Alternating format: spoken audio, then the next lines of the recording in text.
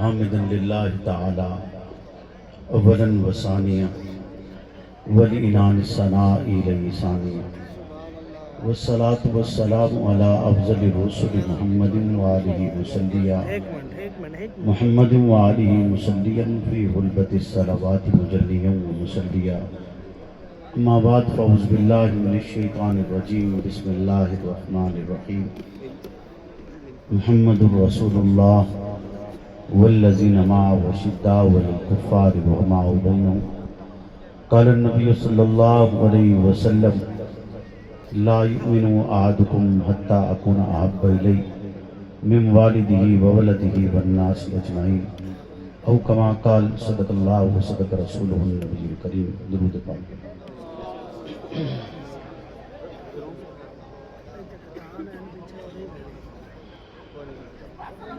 اللہم صلی علی محمد معدن الجود والکرم منبع الحلم والحکم وآلہ وسلم۔ ہے کمال رتبہ مصطفیٰ بلغ العلا بکمالہ، یہ اثر ہے ان کے جمال کا کشفت دجا بجمالہ۔ کسی ایک ادا کی تو بات کیا حسنت جمیع و خصالہ، وہ جس نے خدا کا پتہ دیا صلو علیہ وآلہ۔ آپ کا حکم تھا سرکار نہیں ہونے دیا، خود کو کسی اور کا طلبگار نہیں ہونے دیا، اہل غیرے کو ٹھہرنے کی اجازت نہیں دی، دل کو دل رکھا ہے بازار نہیں ہونے دیا۔ میرے واجب الاحترام دوستو بزرگوں، صدر محفل حضرت قبلہ مفتی سعید ارشد الحسینی دعوت برکاتہ العالیہ اور دیگر معززین علاقہ علماء، آج آپ کے اس پروگرام میں محترم قاری غلام یاسین صاحب، ڈاکٹر سلمان صاحب اور دیگر ان کے رفقا جن کی پرخلوص دعوت پر حاضری کا شرف حاصل ہوا ہے، اللہ کے عالم سے دعا گوں تو مجھے حق اور سچ کہنے کی توفیق عطا فرمائیں، اور حق اور سچ کہنے کے بعد مجھے اور آپ کو اس پر عمل پیرا ہونے کی بھی توفیق عطا فرمائیں۔ ایک بڑی طویل مدت کے بعد آپ کے ہاں آپ کی اس سالانہ کانفرنس سے گفتگو کا شرف حاصل ہو رہا ہے۔ چونکہ مدت تو بڑی گزری ہے، لیکن آپ کے ہاں سرگودا میں کافی دفعہ آنے کا اتفاق ہوا۔ ابھی پچھلے دنوں قاری احمد علی صاحب کی دعوت پر آپ کے ہاں گول مسجد میں بھی گفتگو کا موقع ملا، تو میں یہ سمجھتا ہوں کہ میں اور آپ ایک دوسرے کے مزاج آشنا ہو گئے ہیں، لہذا ہم اپنے براہ راست عنوان کی طرف جائیں یا پہلے کچھ تمہیدی گفتگو کر لیں؟ جی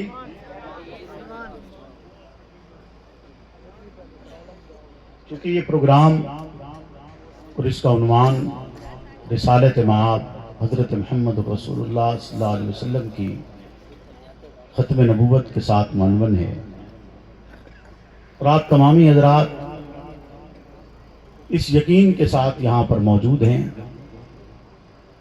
کہ خلاق عالم کی سرزمین پر اللہ کا آخری پیغمبر و رسول وہ محمد رسول اللہ صلی اللہ علیہ وسلم کی ذات بابرکات ہے۔ اور یاد رکھیے گا کہ زمانی عشق و مجذوبی کے دعوے اور ہوتے ہیں، پیغمبر کی اطاعت کے تقاضے اور ہوتے ہیں۔ زمانی جمع خرچ میں تو مسلمان کمی بیشی نہیں کر رہا، لیکن اطاعت کے راستے پر چلتے ہوئے کمی بیشی ہو رہی ہے، جس کو ہم نے اور آپ نے دور کرنا ہے۔ اور یاد رکھیے گا کہ رسول خدا کی اطاعت نہ کرنا ہلاکت کا سبب بنتا ہے۔ گمراہی، اور گمراہی جسے ضلالت سے تشبیہ دی گئی ہے، وہ ایسی گمراہی ہے جو نتیجتاً اطاعت نہ کرنے والے افراد کو جہنم کے گڑھوں میں پھینک دے گی، اور جس سے نکلنے کے لیے ان کے پاس کوئی چارہ موجود نہیں ہے۔ آپ لفظی اعتبار سے جتنا مرضی دعویٰ کرتے رہیں اور یہ کہتے رہیں کہ آپ کو اطاعت بھی نصیب ہوگی، آپ کو شفاعت بھی نصیب ہوگی، لیکن اگر آپ نے رسالت مآب کے اس راستے پر اور اس طریقے کو نہیں اپنایا اور اطاعت کے راستے پر گامزن نہیں ہوئے، اس پر عمل پیدا نہیں ہوئے اور آپ کے ان فرامین کو تسلیم نہیں کیا، تو پھر کامیابی میرا اور آپ کا مقدر نہیں بن سکتی۔ اس لیے ضروری ہے کہ رسالت مآب سے محض محبت کا دعویٰ نہ ہو، اس میں اطاعت رسول بھی موجود ہے، اور بالخصوص جس لمحے میں آپ اس نیت کے ساتھ اپنی زمین سے سفر شروع کریں کہ آپ اس عظیم رسول کی سرزمین جسے مدینہ طیبہ کہا جاتا ہے اس کی زیارت کے لیے جا رہے ہیں، تو اس نظریے کے ساتھ جائیں کہ رسالت مآب نے فرمایا جس نے میری قبر کی زیارت کی گویا اس نے میری زیارت کی، اور آپ اس نیت کے ساتھ جب وہاں جا رہے ہیں تو آپ میں اطاعت رسول کا مادہ سب سے زیادہ ہونا چاہیے، سنت رسول کے تقاضوں کو پورا کرتے ہوئے ہونا چاہیے، آپ کی سنت کو اور اس کے طریقوں پر عمل پیرا ہونا چاہیے، اور جس نے رسالت مآب قبر مبارک کی زیارت کی ہے یا رسالت مآب کی زیارت کی ہے، اس کو اس کے بے شمار فوائد حاصل ہوتے، جن فوائد کو یوں بیان کیا جاتا ہے کہ رسالت مآب کی زیارت ایمان کی پختگی، رسالت مآب کی زیارت درجات کی بلندی، رسالت مآب کی زیارت گناہوں سے خلاصی اور معافی، رسالت مآب کی زیارت قلبی سکون کا باعث بنتی ہے۔ یعنی آپ یوں سمجھیے کہ آپ گویا ایک جہان دیکھنے جا رہے ہیں اور ایک جہان سے آشنا ہونے جا رہے ہیں۔ رسالت مآب کی زیارت جس نے کر لی اس کے لیے رسالت مآب کے الفاظ ہیں اور مختلف احادیث مبارکہ ہیں جن کو میں مفہوم کی شکل میں بیان کروں گا کہ حضور نے یہ بھی فرمایا کہ جس نے میری زیارت کی، جس نے میری قبر کی زیارت کی گویا اس نے میری زیارت کی۔ رسول اکرم نے یہ بھی فرمایا کہ جس نے میری زیارت کی میں اس کے لیے گواہ بن جاؤں گا۔ رسول اکرم نے یہ بھی فرمایا کہ جس نے آپ کی زیارت کی آپ اس کی شفاعت بھی کریں گے۔ حضور نے یہ بھی فرمایا کہ جو خالص نیت کے ساتھ صرف آپ کی زیارت کے لیے سفر کر کے گیا، رسالت مآب کہتے ہیں کہ مجھ پہ واجب ہو گیا کہ میں اس کی شفاعت قیامت کے دن کروں۔ علامہ زرقانی لکھتے ہیں کہ جس شخص نے رسالت مآب کی زیارت کر لی اور حضور اس کی شفاعت کے لیے اعلان فرماتے ہیں، وہ شفاعت مختلف درجوں میں ہو۔ ایک درجہ اس کا یہ کہ معاشر کی ہولناکی ختم کر دی جائے، کم ہو جائے اس سے۔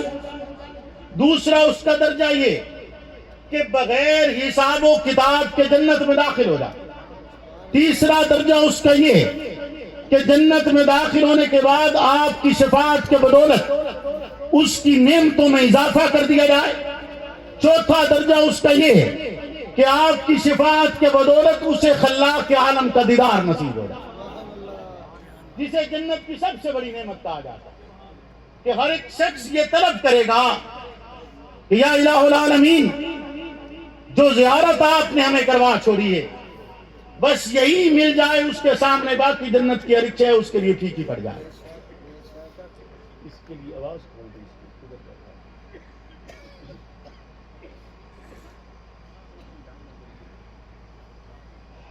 توجہ ہے، بولے نا، چونکہ تھوڑا سا مائک سے ہٹ کے بھی بات کرنی ہوتی ہے تو اس لیے آواز کا آپ ہے۔ شفاعت رسول اسے حاصل ہوگی اور شفاعت کے درجات بھی میں نے آپ کے سامنے رکھے، اور پھر انشاءاللہ کس وقت آپ سے ملاقات ہوگی تو اس عنوان کے ایک اور رخ کو بھی انشاءاللہ زیر گفتگو بنائیں گے انشاءاللہ۔ آج وہ نہیں، تو آج عنوان کو شروع کرتے ہیں۔ عنوان شروع کر لیں، کیونکہ آپ کو پتہ ہے کہ گفتگو سے پہلے میں نے آپ کو عنوان بھی بتانا ہے، اور عنوان آپ نے یاد بھی رکھنا ہے۔ توجہ ہے آپ، تیری دید جس کو نصیب ہے وہ نصیب قابل دید ہے. عنوان کیا ہے؟ عنوان کیا ہے؟ تیری دید جس کو نصیب ہے. تیری دید جس کو نصیب ہے وہ نصیب قابل دید ہے. عنوان یاد رکھیں گے؟ دوبارہ پڑھ لیجیے. عنوان کیا ہے؟ تیری دید جس کو نصیب ہے وہ نصیب قابل دید ہے. امی عائشہ صدیقہ روایت کرتی ہیں ایک صحابی سرکار کی محفل میں بیٹھا اور اس طرح بیٹھا کہ ٹکٹکی باندھے رسالت مآب کے چہرے انور کو دیکھتا چلا جا رہا ہے. اتنا دیکھ رہا ہے کہ حتیٰ کہ پلک بھی نہیں جھپک رہا. اور حضور سوال کرتے ہیں کہ خیر ہے اتنی توجہ سے ٹکٹکی باندھے دیکھ رہے ہو؟ وہ جواب میں کہتا ہے کہ آقا آپ کی زیارت کر رہا ہوں. جو لطف حاصل ہو رہا ہے ویسا لطف پھر کسی اور شے میں حاصل نہیں ہوتا. کائنات کا سب سے حسین ترین وجود، ایسا وجود کہ جس کے لیے ملا علی قاری کہتے ہیں کہ رسالت مآب کے حسن سے ابھی پردے ہٹائے نہیں گئے، روز معاشر ہٹائے جائیں گے. 70,000 پردے حضور کے حسن سے ہٹائے جائیں گے اور ہر ایک پردے کے ہٹنے کی بدولت جو زیارت رسول کر رہے ہوں گے، ہر ایک پردہ جب ان کے سامنے سے ہٹے گا تو لاکھوں گردنیں جن پر جہنم واجب ہوگی انہیں جہنم سے آزاد کر کے جنت کی طرف بھیج دیا جائے گا. زیارت رسول کی بدولت، زیارت رسول کی بدولت وہ جنت کی طرف گامزن ہو جائیں گے. زیاد ابن سکن کہتے ہیں جنگ میں زخمی ہوئے صحابی بیان کرتے ہیں کہ زیاد ابن سکن رسول اللہ کے صحابی ہیں، درخواست کرتے ہیں اپنے ساتھیوں سے کہ مجھے لے کر جاؤ، رسالت مآب کے قدموں تک لے کر جاؤ. جب آپ کے قریب پہنچے تو ساتھیوں سے کہا کہ مجھے چھوڑ دو، ہٹ جاؤ. اور پھر گھسٹتے ہوئے رسالت مآب کے قدموں پہ پہنچے. آپ کے قدم مبارک پر صحابی رخسار رکھتا ہے اور رخسار رکھ کے جان آفری کے سپرد کرتا ہے. صحابی بتلاتا یہ ہے کہ تیری دید جس کو نصیب ہے وہ نصیب قابل دید ہے. صحابی اعلان کرتا ہے رسالت مآب کے قدموں میں آپ کے پاؤں مبارک پر سر رکھ کر جان دینا سعادت سمجھتا ہے، آپ کو دیکھنا عبادت سمجھتا ہے. صحابہ رسالت مآب کے رخ انور کی زیارت کو عین عبادت سمجھا کرتے تھے. حتیٰ کہ آپ کے دنیا سے رخصت ہو جانے کے بعد آپ کے حجرہ شریفہ کے دیواروں کے قریب آ کر رویا کرتے، زاروں قطار آنسو بہایا کرتے. جابر بن عبداللہ روایت کرتے ہیں کہ ہم اتنے آنسو بہاتے اور یہ صدا لگاتے کہ یہی تو وہ مقام ہے جہاں آپ ہم سے رخصت ہو گئے تھے، جہاں آپ ہم سے جدا ہو گئے تھے. صحابی اعلان کرتے ہیں، زاروں قطار روتے ہیں. اعلان یہی ہے کہ وہ نصیب قابل دید ہے، وہ نصیب قابل دید ہے. تیری دید جس کو نصیب ہے وہ نصیب قابل دید ہے. صحابی رسول حضرت عبداللہ ابن عمر کی عادت مبارکہ ہے کہ جب بھی مدینہ سے باہر جاتے، جب واپس آیا کرتے، سب سے پہلے عادت کے مطابق سب سے پہلے گنبد خضرا کے سامنے آتے، رسالت مآب کے حجرہ مبارک کی زیارت کرتے اور وہاں پر آپ کو سلام پیش کیا کرتے. انتہائی عقیدت اور محبت سے سلام پیش کیا کرتے. آپ کا غلام بیان کرتے ہیں کہ 100 مرتبہ سے زائد میں نے دیکھا ہے عبداللہ ابن عمر محمد الرسول اللہ کے حجرہ مبارک کے باہر آ کر آواز لگاتے ہوئے سلام پیش کرتے ہیں. آقا کی بارگاہ میں پہلا سلام پیش کرتے ہیں. ذرا اس سلام کا لطف لیجئے گا، ذرا توجہ کیجئے گا کہ یہ وہ شخص ہے جس نے محمد عربی کو دیکھا ہے، یہ وہ شخص ہے جو آپ کو دیکھ کر ایمان لایا ہے، یہ وہ شخص ہے جس نے آپ کا زمانہ پایا ہے، یہ وہ شخص ہے جس نے رسالت مآب پر ایمان لاتے ہوئے اپنے والد کی طرح ان کے نقش قدم پر چلائے. یہ وہ شخص ہے جس نے حدیث رسول اللہ کی تشریح کی ہے، یہ وہ شخص ہے جس نے امت کو ہدایت کے راستے پر گامزن کی ہے. اس کی صدا دیکھیے، اس کا انداز دیکھیے، اس کا رسالت مآب کی بارگاہ میں پہنچنا دیکھیے، عقیدت دیکھیے کہ تیری دید جس کو نصیب ہے وہ نصیب قابل دید ہے. عبداللہ ابن عمر رسالت مآب کی بارگاہ میں آواز لگاتا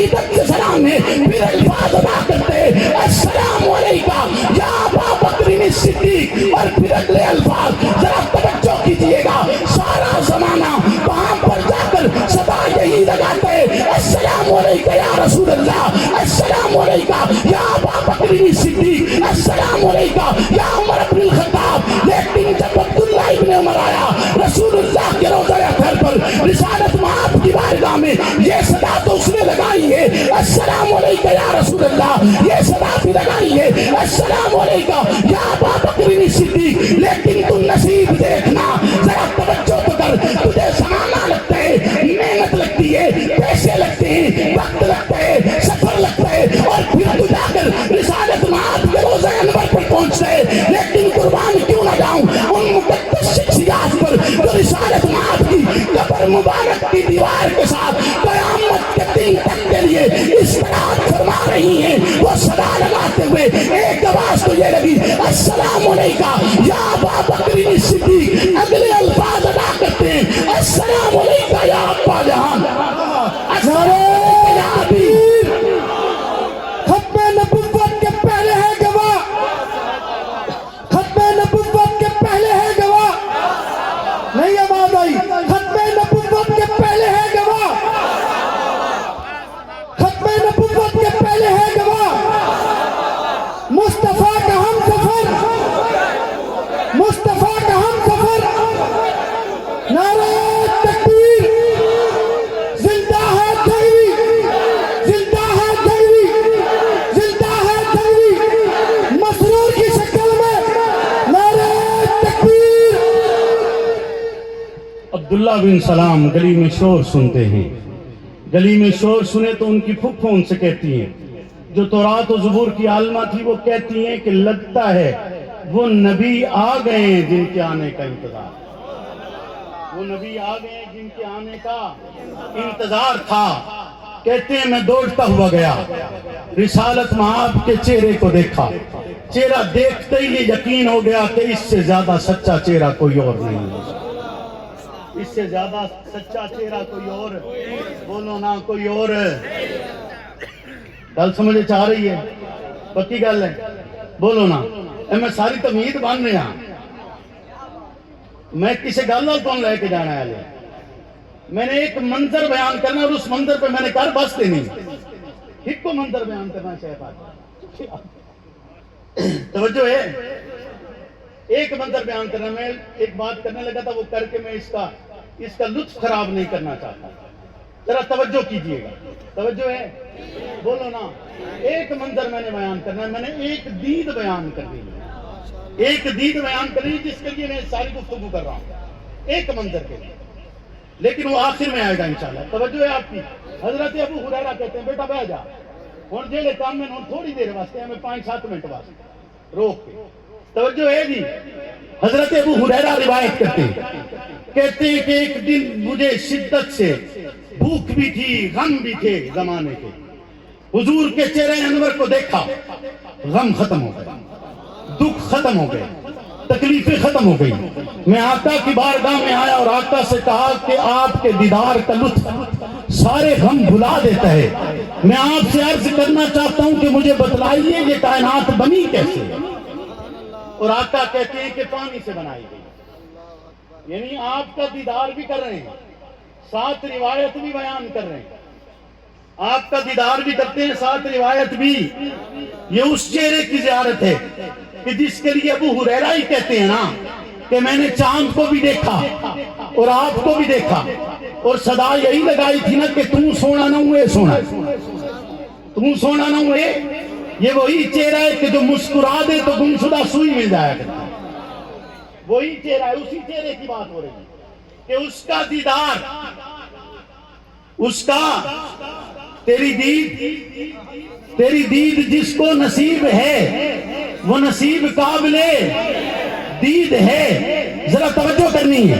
حضرت ابو ہریرہ روایت کرتے ہیں کہ ایک دن انہی دونوں کو جو دو آج بھی گنبد خضرا کے مکی ہیں، وہ دونوں ایک دن حجرے سے ابھی اپنے اپنے گھر سے باہر نہیں نکلے، رسالت مآب اپنے حجرے سے باہر آئے اور آپ ایسے وقت میں آئے جس وقت میں آپ کبھی نہیں آیا کرتے تھے. ایسے وقت میں آئے جس وقت میں آپ کبھی نہیں آیا کرتے تھے. آپ ایسے لمحے میں آئے. رسالت میں آپ کی عادت مبارکہ تھی جو روٹین حدیث کی کتابوں سے ملتی ہے کہ آپ فجر کی نماز پڑھایا کرتے, اس سے پہلے کے اعمال, پھر اس کے بعد آپ بیٹھا کرتے اشراق تک, پھر آپ اپنے گھر تشریف لے جایا کرتے اور وہ وقت کچھ لمحات آپ اپنے گھر والوں کے ساتھ گزارا کرتے.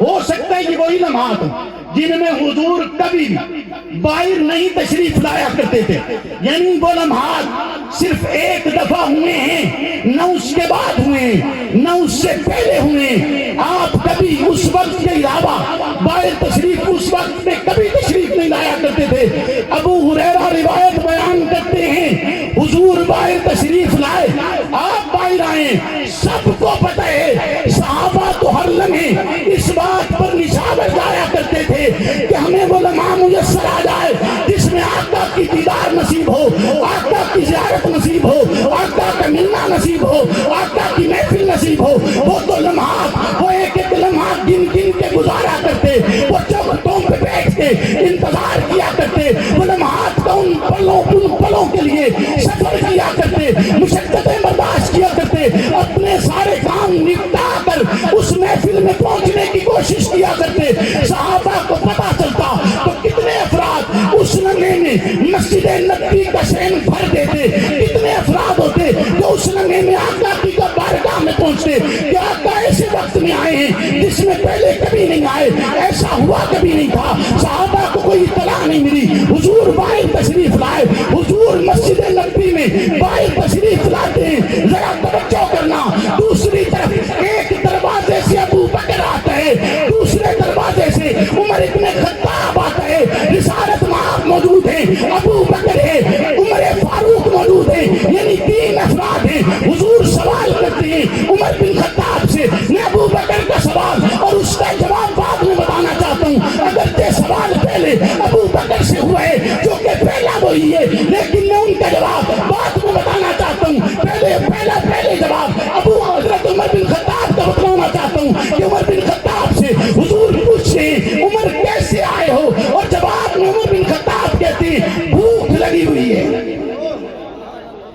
بھوک لگی ہوئی ہے, ذرا توجہ کرنا.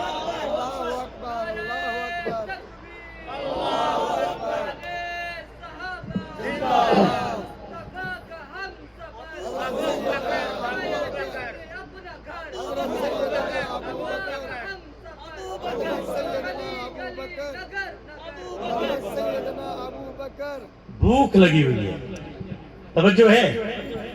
بھوک عمر بن خطاب کو بھی لگی ہوئی تھی, بھوک ابو بکر کو بھی لگی ہوئی تھی. یوسف علیہ السلام کے حسن کا قصہ یہ بیان کیا جاتا ہے کہ وہ مصر میں تخت لگا کے بیٹھا تھا. قحط کے زمانے لوگ ان کے چہرہ دیکھا کرتے تھے تو ان کی بھوک مٹ جایا کرتی, اور رسالت مآب کے جانثار جب آپ کو دیکھا کرتے تھے تو ان کی بھوک بھی مٹ جایا کرتی, ان کی بھوک بھی مٹ جایا کرتی.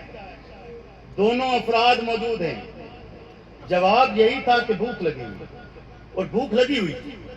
حضور ایسے وقت میں باہر آئے جو اس سے پہلے آپ تشریف نہیں لایا کرتے, یعنی آپ کو نور نبوت سے اطلاع ملی کہ عمر بھی چوکھٹ پہ کھڑا ہے, ابو بکر بھی کھڑا ہے, اور دونوں کو بھوک لگی ہوئی, آپ کا چہرہ دیکھنا چاہتے ہیں. نہیں سمجھے آپ کا چہرہ دیکھنا چاہتے ہیں, آپ کی زیارت کرنا چاہتے ہیں.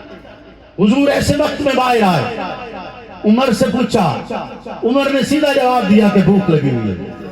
اور ابو بکر سے پوچھا, ابو بکر کہتا ہے آقا آپ کی زیارت کے لیے نکلا, سلام پیش کرنا چاہتا تھا, آپ کی بارگاہ میں حاضر ہونا چاہتا تھا. ابو بکر کیا جواب دیتا ہے؟ آپ کی زیارت کرنا چاہتا تھا, آپ کی بارگاہ میں حاضر ہونا چاہتا تھا, آپ کو سلام پیش کرنا چاہتا تھا. تیری دید جس کو نصیب ہے وہ نصیب قابلے, بولو نا, تیری دید جس کو, اور جس کے لیے حضور حجرے سے باہر نکل آئے کہ ان کو دید کروانی, بولو نا, انہوں دید کرانی. تیری دید جس کو نصیب ہے وہ نصیب قابلے. دید ہے، توجہ ہے آپ کی. اب آپ نے ہماتن میری طرف متوجہ رہنا، کیونکہ اب جو منظر میں بیان کرنا چاہتا ہوں اس کے لیے میں نے یہ ساری گفتگو کی. وہ منظر یہ نہیں تھا، وہ منظر اس سے آگے آ رہا ہے، وہ اس سے آگے آ رہا ہے. آپ سب کی توجہ ہے؟ پکی گل جڑے تواڈے نال ستے پے انہاں نوں تھوڑی دیر واسطے جگا دے، تھوڑی دیر واسطے، صرف 2-4 منٹ واسطے. جاگ رہے ہیں آپ سب؟ جی پکی بات ہے. ہاتھ کھڑا کر کے بتائیں اگر آپ جاگ رہے ہیں. نعرہ تکبیر، نعرہ تکبیر. مصطفیٰ کا ہم سفر، مصطفیٰ کا ہم سفر. لٹایا جس نے اپنا گھر، گلی گلی نگر نگر. عمر عمر گلی گلی نگر نگر. نعرہ تکبیر. میں نے آپ سے شروع میں یہ کہا تھا کہ جو اطاعت رسول کے راستے پر گامزن نہیں ہوتے ان کے لیے ہلاکت آسانی نہیں، ان کے لیے ہلاکت آسانی نہیں. حضور کا اپنے اطاعت گزاروں کو دیکھتے، اپنے اطاعت گزاروں کو دیکھتے ہوئے کیا عالم تھا، آپ کے اطاعت گزاروں کا آپ کو دیکھتے ہوئے کیا عالم تھا. بس ایک منظر آپ کے سامنے رکھنا ہے اور اس یقین کے ساتھ رکھنا ہے کہ آپ اس منظر کو رسالت مآب کی اطاعت سمجھتے ہوں گے اور سمجھتے رہیں گے اور اس کا پرچار کرتے رہیں گے اور ان لمحات کو بیان کرتے رہیں گے کہ رسالت مآب کے چہرے انور پر جو خوشی تھی ویسی خوشی صحابہ کہتے ہیں ہم نے اس سے پہلی نہیں دیکھی، اور جو حسن کی آپ کے چمک تھی ہم نے وہ چمک بھی اس سے پہلے نہیں دیکھی. جو اس لمحے میں لذت تھی ہم نے ویسی لذت بھی اس سے پہلے محسوس نہیں کی. صحابہ بیان کرتے ہیں حضور اپنے حجرہ اقدس سے باہر اپنے دروازے کی چوکھٹ پہ کھڑے ہیں، آپ آگے نہیں آئے، پیچھے نہیں گئے، وہیں پر اسی چوکھٹ پہ کھڑے ہیں اور اپنی پوری توجہ کے ساتھ اپنے جانثاروں کو دیکھ رہے ہیں اور آپ کے جانثار اس لمحے میں نماز میں مشغول ہیں. ذرا توجہ کیجئے گا، ذرا خیال کیجئے گا، یہ لمحہ ضائع کرنے کا لمحہ نہیں ہے، اطاعت رسول کا لمحہ ہے. وہ لمحہ جس کے لیے اصحاب رسول بنتی ہوئی ریت پر لٹائے گئے، وہ لمحہ جس کے لیے ان کے سینوں پر پتھر رکھے گئے، وہ لمحہ جس لمحے میں انہیں انعام دیا جا رہا ہے، انہیں نوازا جا رہا ہے. رسالت مآب کی وہ مسکراہٹ، حسین نہیں مسکراہٹ، ایسی مسکراہٹ کہ جس کے سامنے کائنات کے خزانے ہیچ پڑ جائیں، ایسا ایسا ایسا مسکرانا کہ جس کے سامنے ہفتے اقلیم کچھ بھی حیثیت نہیں رکھتا، ایسا مسکرانا کہ جس کے سامنے جنت کی مثال بھی نہیں دی جا سکتی. اس مسکرانے کو دیکھنے والی نگاہیں اصحاب رسول کی ہیں کہ تیری دید جس کو نصیب ہے وہ نصیب قابل دید ہے. حضور مسکرا رہے ہیں، روزہ اپنے حجرہ مبارکہ کی چوکھٹ پہ کھڑے ہیں، صحابہ نماز میں مشغول ہیں. حتیٰ کہ صحابہ بعض اوقات ایسا بھی ہوتا نماز پڑھتے ہوئے آقا دو جہاں کو تکتے رہتے، آقا دو جہاں کو دیکھتے رہتے، اب اس لمحے میں نماز میں مشغول ہیں. حتیٰ کہ صحابہ کہتے ہیں ہم نے جب وہ منظر دیکھا ہم اتنے مشغول ہو گئے، ہمیں یہ لگا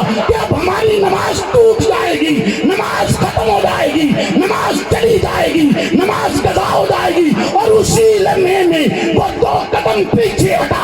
ذرا توجہ کیجئے گا، ذرا اس منظر کو نگاہوں کے سامنے بلائیے، حجرہ شریفہ کو لائیے، گنبد خضرا کو لائیے، ریاض الجنہ کو لائیے. رب کی زمین پر رب کے رسول کا مسکرانا ذرا نگاہوں میں لائیے اور ریاض الجنہ کی اس سرزمین پر مسجد نبوی کے اندر قائم کھڑی ہوئی اس جماعت کو لائیے اور اس جماعت کا سربراہ، اس جماعت کا امام، اس جماعت کا رہبر، اس جماعت کا پیشوا، اس جماعت کا مقتدا امام الصحابہ ابو بکر کو لائیے جو مصلی نبی پہ کھڑے حضور دیکھ کر مسکرا رہے ہیں.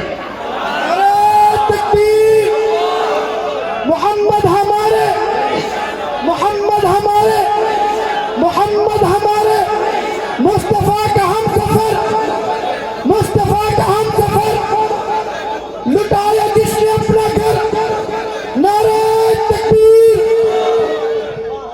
مسکرانا کس بات کا تھا؟ وہ خوشی کس بات کی تھی؟ وہ خوشی اطاعت رسول کی تھی۔ رسول خدا دیکھ رہے ہیں کہ اس دنیا سے جا رہا ہوں، پر جماعت جہاں کھڑی کی تھی وہیں پر کھڑی ہوئی ہے۔ جماعت جس کی ابتدا میں کھڑی کی تھی اسی کی ابتدا میں کھڑی ہے، اسی طرح نماز پڑھ رہے ہیں، رب کی بارگاہ میں سجدہ ریز ہو رہے ہیں، اسی کے سامنے جھک رہے ہیں جس کے سامنے جھکنا سکھایا تھا، اسی کے پیچھے اسی کے ساتھ جھک رہے ہیں جس کے لیے اس نظام کو، جس کو یہ کہا تھا کہ رہوں امتی بھی امتی ابو بکر، اسی کے ساتھ جھک رہے ہیں جسے خلیفہ بنائے۔ اگر سبق توجہ کیجئے گا، آقا کا مسکرانا یہ نہیں بتاتا کہ امام ابو بکر کو ماننا ہے، آقا کا مسکرانا یہ نہیں بتلاتا کہ خلیفۃ الرسول ابو بکر ہے، آقا کا مسکرانا یہ نہیں بتلاتا کہ جانشین رسول ابو بکر ہے، آقا کا مسکرانا یہ نہیں بتاتا کہ وہ خلیفہ بلا فصل ہے، آقا کا مسکرانا یہ نہیں بتاتا کہ وہ اس مسلح پر رسالت مات کے بعد اس منظر پر کھڑا ہوگا۔ آقا کا مسکرانا اطاعت رسول کی نشانی ہے، آقا کا مسکرانا صحابہ کا تسلیم کرنا ہے، آقا کا مسکرانا صحابہ کا آپ کے رستے پر گامزن ہونے کی علامت ہے، آقا کا مسکرانا رسالت بات کی بات کو ماننا اور تسلیم کرنا ہے۔ اور وہ مسکرا کر بتا گئے کہ عید کس کو نصیب ہے وہ نصیب کا زندہ ہے